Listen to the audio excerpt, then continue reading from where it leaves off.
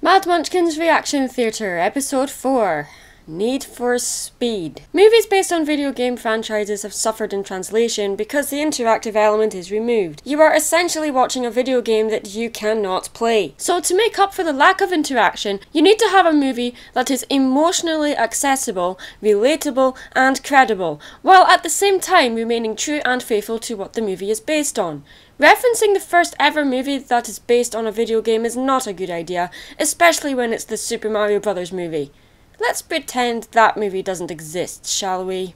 What I don't understand is why in this day and age, where the animation industry is in its prime, why most movies based on video games are live action. Let's have an animated Zelda movie, or a Metroid movie, but have them R-rated on par with the games they are based on. I am a huge gamer and love racing games, though I have to admit I'm more of a Burnout fan than Need for Speed, but this video isn't about video games, it's about a movie based on the Need for Speed franchise.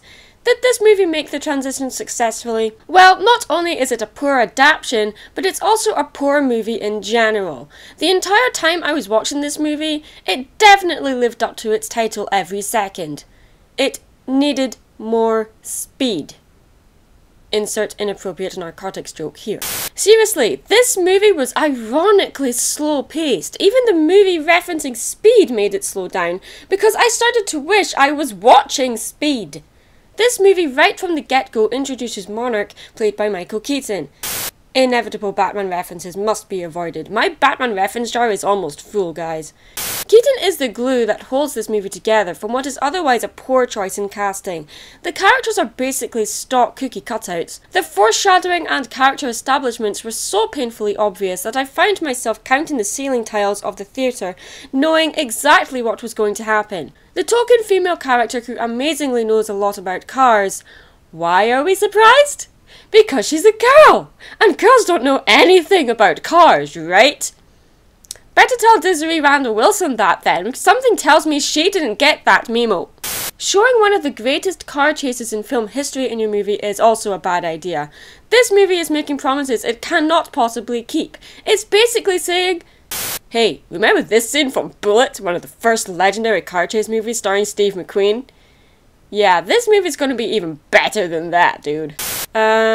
Sorry, no chance, movie. But it is clever for another reason. What car does McQueen drive in that movie? A Ford Mustang, of course. Oh, well done, movie, you clever!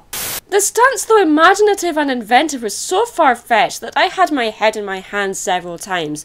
If you're going to have far-fetched stuff like this in an action racing movie, there should be a cartoony tone to the whole piece. Having this gritty, realistic tone just because that's what's fashionable right now will not make your movie stand out. Or rather, will make it stand out for all the wrong reasons. For a movie full of mechanics, we never have a scene where we see them fixing cars.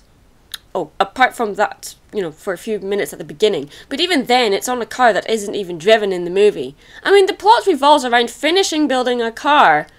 It would have been nice to actually see this happen. Instead of just skipping all that and going straight to the reveal of the car we now have no emotional attachment to, apart from the fact that it was built by the main character's father, who we never met. There's a reason we love cars like Chitty Chitty Bang Bang, or the DeLorean from Back to the Future, or Genevieve from Genevieve, or the Batmobile. Dang it. Because we see the characters interact with the car. We see all the problems they encounter with it and see them grow attached to the car like it's their baby. We never see that in this movie. No character talks to their car, pretending it's alive. These cars are just plot devices. They're not even the soul of the movie. There's no magic in them. We do not get attached to these cars at all, nor do we see the characters get attached to them.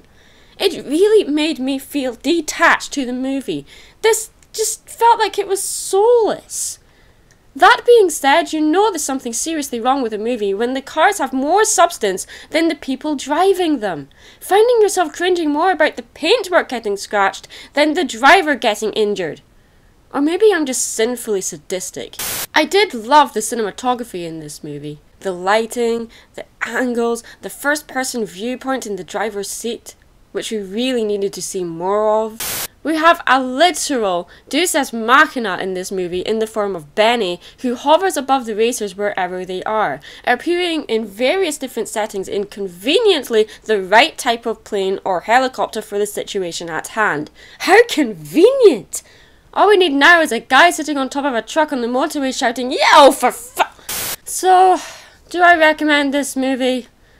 Well, if you're a fan of the games, then yeah, because there's probably plenty of references to it that I didn't spot. But at the same time, this really isn't a theatre movie.